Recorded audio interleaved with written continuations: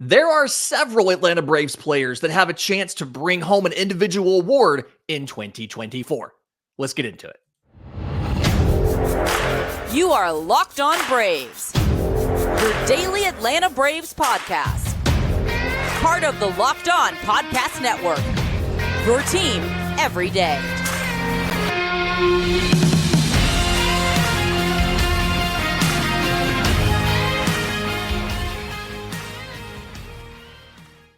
Yes, welcome on in to Locked On Braves, part of Locked On Sports Atlanta, where we are covering your favorite Atlanta sports teams each and every day. I am not your host, Jake Mastriani. Jake is out for a couple of days dealing with the death of a family member. We're thinking about you. We love you, buddy. We'll see you soon. I am Lindsay Crosby, host of Locked On MLB Prospects, managing editor of BravesToday.com. I know Atlanta Braves fans aren't used to lineup changes. This will just be a temporary thing for a couple of days until Jake is able to come back to the show. Now, before we get into today's show, this episode is brought to you by our friends at FanDuel. Make every moment more. Visit FanDuel.com because new customers can join today and get $150 in bonus bets if your first bet of $5 or more wins. Visit FanDuel.com/lockedon to get started. So I wanted to look at some of the Atlanta Braves that are projected to win individual awards in 2024 because some of this is pretty obvious, but not all of it, right? So when you look at Atlanta Braves that could win awards in 2024, it feels pretty obvious that Ronald Acuña Jr. could win multiple awards in 2024 because he won multiple awards in 2023. We all know, obviously, Ronald Acuña Jr. won MVP, but he won the Hank Aaron Award, which was the most outstanding offensive performer. Looking at this, he was the overall player of the year, the National League outstanding player, tons of awards. And spoiler alert, Ronald Acuña Jr. is the favorite to follow up in 2024 as the MVP. On FanDuel right now, Ronald Acuña Jr. is plus 500 odds.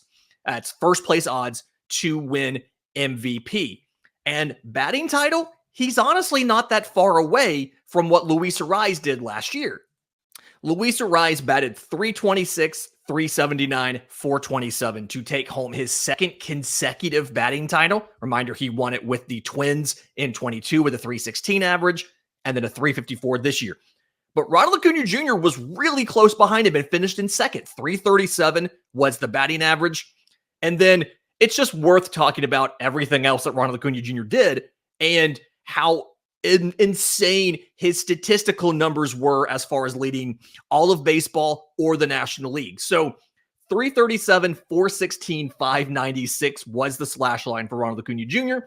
That on base of .416 led all of baseball. The OPS of 1,012 led the National League.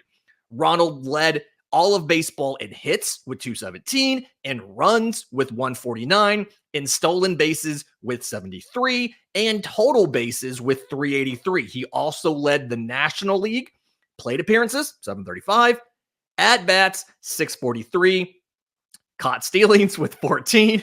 Again, I already mentioned OPS, and OPS plus at 168. So absurd year for Ronald Acuña Jr., and it's obvious that he could easily repeat as MVP and MVP and batting champion if he has the same caliber season that he had. But there's two other guys that are also surprisingly high on the MVP boards for 2024. Matt Olson has the sixth best odds of National League MVP at plus 1,200. And reminder, he led the league in home runs with 54. He led the league with RBIs and 139, and he led the league in slugging percentage at 604. And when you look at Matt Olson's year and what does he need to do differently to win the MVP in 2024, it's hard to look and say that Olson needs to do things significantly different to win an MVP. I think what he needs, as terrible as it sounds, is for Ronald Acuña Jr. to not have one of the greatest seasons in baseball history. And I say that because we've had very few 40-40 seasons in baseball history, never mind one with 70-plus stolen bases, right? But I think a big part of it is going to be, now that you know where Matt Olson is most comfortable in the lineup, him having an opportunity to play there every day. So I know Jake's talked on this show. We've talked about it on bravestoday.com as well, about the difference in Matt Olson batting second and batting fourth. But I feel like sometimes we don't quite see the numbers or hear the numbers to realize how significant that difference was. So most of Matt Olson's at-bats were either in second in the lineup or fourth in the lineup. He did have a total of 9 games either batting third or fifth. But batting second in the lineup, 68 games. He really should have done at least one more. 228, 347, 483 was the slash line for Matt Olson, batting second in the lineup. 18 home runs, 45 RBIs, and 92 strikeouts in 68 games. It comes out to a 35% strikeout percentage during those 68 games. Soon after he moved fifth and third and then settled in the fourth hole. Batting cleanup, 85 total games for Matt Olson. 328, 425 with a 691 slugging batting cleanup. 32 homers, 86 RBIs, and 69 total strikeouts in 85 games. So that's a 21% strikeout percentage. Matt Olson's batting average went up exactly 100 points, and his strikeout percentage dropped by 14%, moving from the 2-hole to the 4-hole. There's been a lot of conversation this offseason, at least it feels like it to me, about how you configure this Braves lineup, right? Does Michael Harris move up from 9? He wants to bat 9th, but batting him, say, second instead of 9th would get him like 100 more plate appearances over the course of the year. Do you move Ozzie to 6 to accommodate that? Or do you let Harris continue to bat 9th because he wants to bat 9th? But I think no matter what, there's some things you cannot change. Ronald Acuña Jr. is the leadoff hitter. From a purely sabermetric standpoint, is he the ideal leadoff hitter? Until last season, he really wasn't. But that's where he wants to bat. That's where he's comfortable. Let him do it, because obviously he can put up stupid numbers from the leadoff. I think also Matt Olson, we know for sure Matt Olson needs to be batting cleanup over anywhere else. Now, I will say there is some logical regression that could happen for all of these guys. Last year was a historic season, and for most members of the offense, maybe with the exception of second half Sean Murphy and Travis d'Arnaud, everything went right for the Braves hitters in 2024. So it would be logical if there was some sort of regression. But if Matt Olson put up 4-hole numbers the entire season, 328 average with a slugging of almost 700 and just under a home run every other game, it feels like he would be the MVP unless Ronald Acuña Jr. has a 50-50 year, which he's talked about is a possibility for him.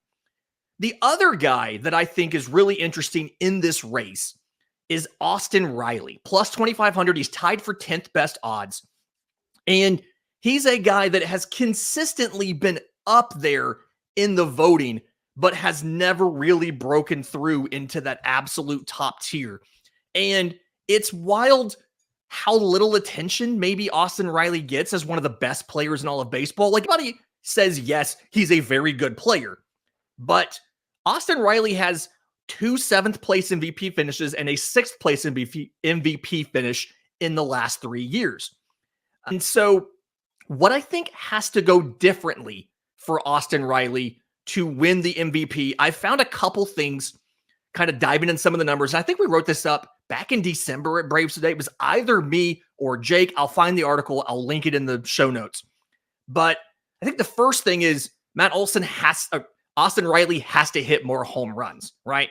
Those 3 MVP finish years, he had 33 homers, 38 homers in 22, and 37 homers last year. And the only 2 MVPs in the last 15 years to have 37 or fewer home runs and win the MVP was Joey Votto in 2010 and Paul Goldschmidt in 2022. And both of those guys also had other mitigating factors that said, hey, this was a really good year. And they're deserving of an MVP. So one, you need to see the home run numbers go up a little bit, right? He needs to hit more than 37 homers to get into that top 3 of the MVP conversation, if not win the whole thing. He also needs to get back to his historic trend of crushing fastballs, right? So 21 and 22, if you look at his run value on StatCast against fastballs, it was plus 19. He was batting .314 against fastballs with a .572 slug in 2021. In 2022, it was like a .264 average and was slugging like .500. And then in 23, it looks like it was just a small tick down, a .251 batting average and a .492 slugging, which isn't bad, right? But his strikeout rate against four-seam fastballs was 29.6%. It's the highest four-seam fastball strikeout rate for Austin Riley since he debuted in 2019 and struck out 33.7% of the time of it. When you kind of look at the heat maps, it really looks like the inner third where he's mostly struggling with fastballs, both at pulling the trigger on them. He's swinging like under 35% of the time, but then also with the actual swing and miss there and you're just not making contact with them. So there's that. And then sliders. We know the whole classic story of Chipper Jones helping Austin Riley with sliders. Down and away was the worst thing for him the longest time. He didn't actually do that great last year on sliders either. Not as bad as his early career performance, but he went 2 for 129 against down and away sliders last year. And one of them was in the home run or was in the playoffs. Now it was a homer, right? He launched one into the bullpen off of Jeff Hoffman in game 2 of the NLDS to cap that 5-4 comeback. But for the most part, he's got to work on that. And then defense, I don't think he's a bad defensive third baseman. I know the metrics are kind of out there and everywhere, but something where his arm strength has dropped a little bit in recent years on StatCast. I think he's great at charging balls in, but on the metrics for his arm strength and for his range, he doesn't get a ton of credit. It's not bad enough to hurt him in the MVP race, but if he wants to get into that MVP race, he needs those metrics to work in his favor. So Acuña, obviously the favorite, deserves to be. Matt Olson's in this conversation, plus 1,200 at 6th. Austin Riley tied for 10th at plus 2,500. There are other Braves in here as well. Ozzie Albies plus 10,000. Michael Harris II plus 12,000. Marcell Ozuna plus 20,000. And there's a really interesting one that kind of will get us into the next segment. Spencer Strider at plus 1,500. I want to talk about the pitching and some of the pitching awards. We'll do that next, right here on Locked On Braves. But first, today's episode is brought to you by our friends at FanDuel. You can get buckets with your first bet on FanDuel, America's #1 sportsbook. Right now, new customers get $150 in bonus bets with any winning $5 bet. It's $150 if your bet wins. You can bet all your favorite NBA players and teams, quick bets, live same-game parlays, exclusive props, and more. And then when you've won that first bet and you have your $150 in bonus bets, go check out the Atlanta Braves on FanDuel. Visit FanDuel.com/lockedon to shoot your shot today with FanDuel, the official sports book of the Locked On Podcast Network. Welcome back to Locked On Braves. Lindsay Crosby filling in for Jake Mastriani this week. And looking at the pitching awards, it makes perfect sense that Spencer Strider is the favorite for Cy Young. He led the league in strikeouts and in strikeout rate last year. It was another situation where a Braves starter had a great winning percentage, tons of wins, all of that stuff. That is kind of to be expected, right? But I do think that there's a couple things you need to see happen for Spencer Strider for him to actually win the Cy Young. First thing is his ERA needs to be more in line with his fielding independent pitching. And I think this is what hurt him last year. It's a common kind of trend. If you go back and you look at Cy Young winners, their fielding independent pitching and their ERA are never together, but you want the ERA to be lower than the fielding independent pitching.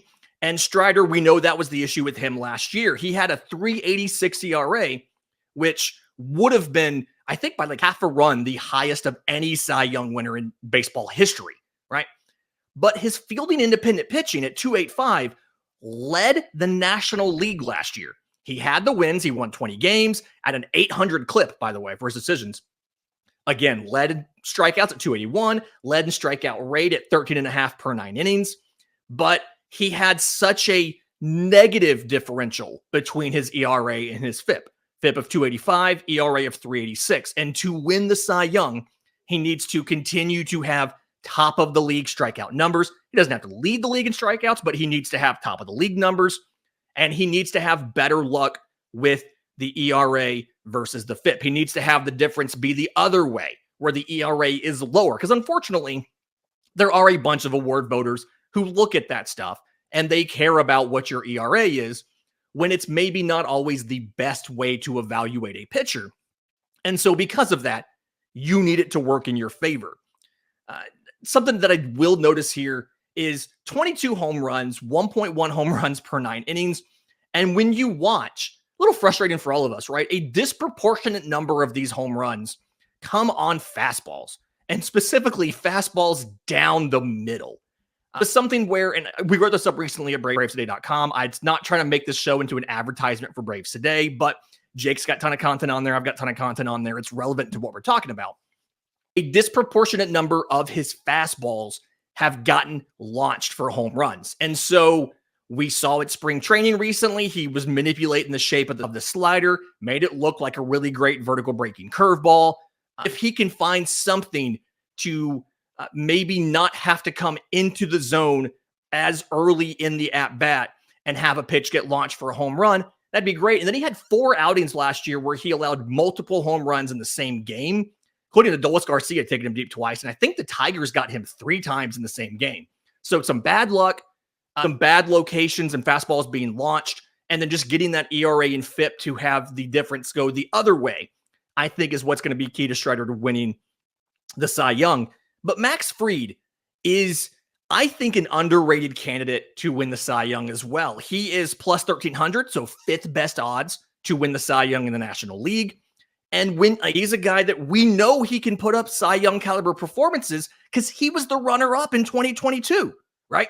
He started 30 games, went 14-7 with a 2.48 ERA.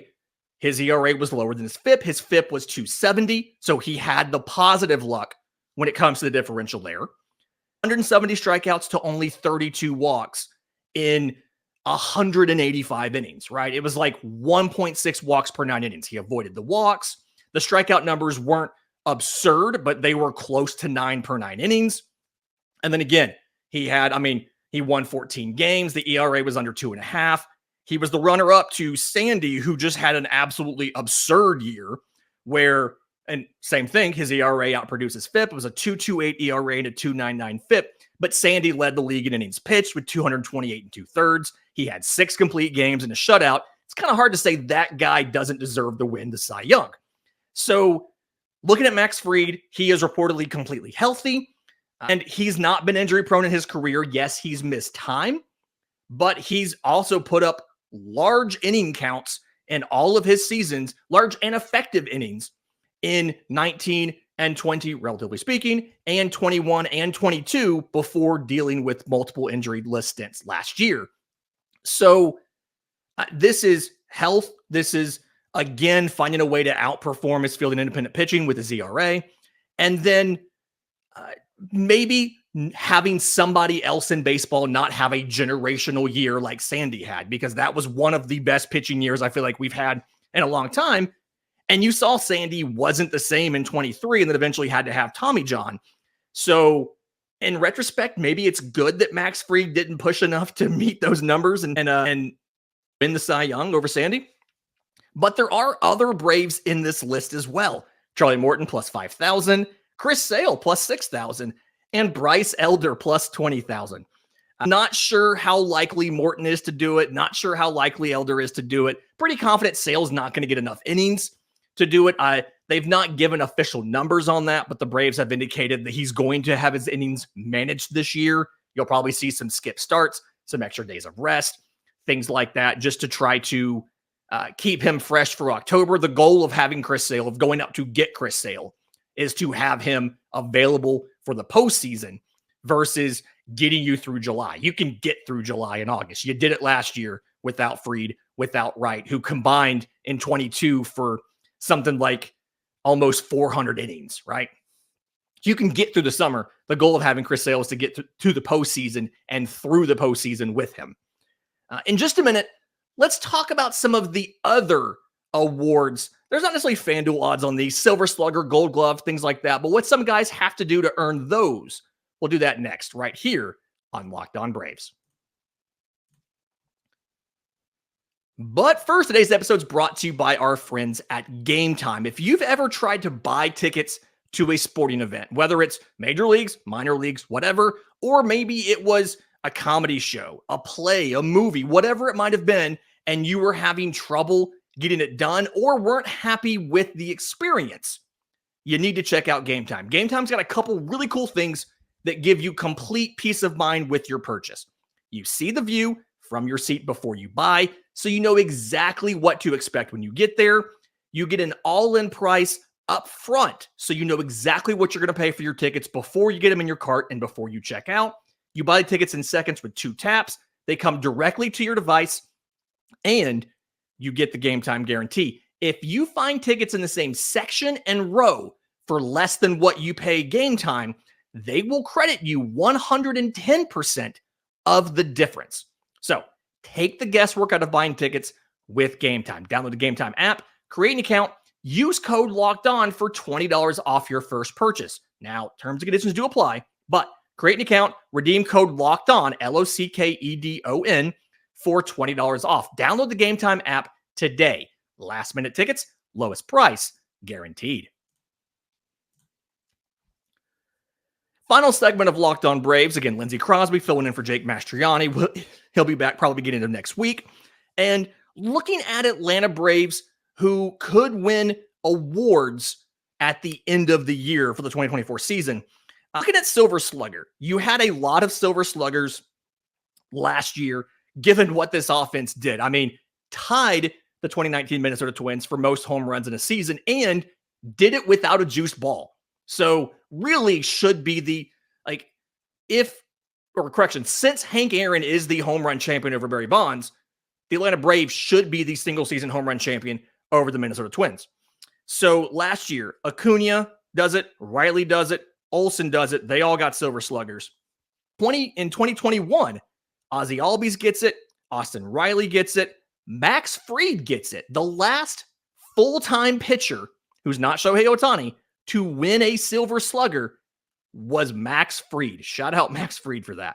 2020, Marcell Ozuna gets it, the first ever National League DH. So you had the first National League DH Silver Slugger and the last National League pitcher Silver Slugger, both Braves. Ronald Acuña Jr. wins it in 20, Travis d'Arnaud wins it in 20, and then both Acuña and Albies win it in 19. It feels like you have the ability to have a lot of those guys repeat this year, but someone that I think could surprise, because he doesn't fit the profile of a traditional Silver Slugger, but someone, especially if you change the lineup, which I'm not an advocate of, but somebody who I think could surprise on the Silver Sluggers this year is Michael Harris. I don't think folks realize in, 252 career games, 980 plate appearances, he's batting .295 with a .494 slugging percentage. And reminder, for the most part, he's doing this out of the 9-hole, right? And I think he's even maybe necessarily better than that specific batting average and slugging and all of that portray. The on base isn't amazing. He doesn't walk a ton. He's not going to start walking a ton. This is who he is as a player. But if you go from the June 7th game against the Mets, it was that Tuesday where he talked about Marcell Ozuna got in his ear and gave him the greatest pep talk he's ever heard. And his season turned around because he was dealing with injury early, both the knee and the back and all of that.